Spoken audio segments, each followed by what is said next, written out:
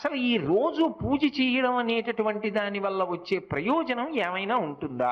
అసలు దాని వెనక ఏదైనా శాస్త్రీయమైన కారణం ఉంటుందా? విదురుడు ఎందుకు చెప్పాడు అసలు దైవానికి నమస్కారం చేయమని? నేను మీకు ఒక్క మాట చెప్తా, బాగా గుర్తుపెట్టుకోండి.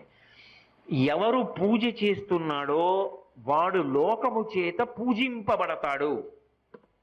నేనన్న మాట బాగా పట్టుకున్నారా?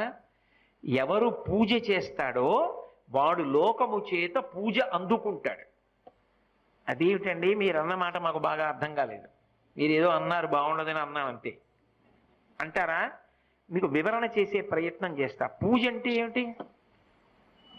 పొద్దున్నే దేవుడి దగ్గరికి వెళ్ళో దీపం పెడుతున్నా. ఎందుకు? ఎవరు భగవంతుడు? చంద్ర సూర్యౌ చ నేత్రే కర్ణావాసా శిరోద్యౌ ముఖమవిదహనో యస్య వాస్తేయమబ్ధిః అంతస్తం యస్య విశ్వం సురనర ఖగో భోగి గంధర్వ దైత్యైః చిత్రం రమ్యతే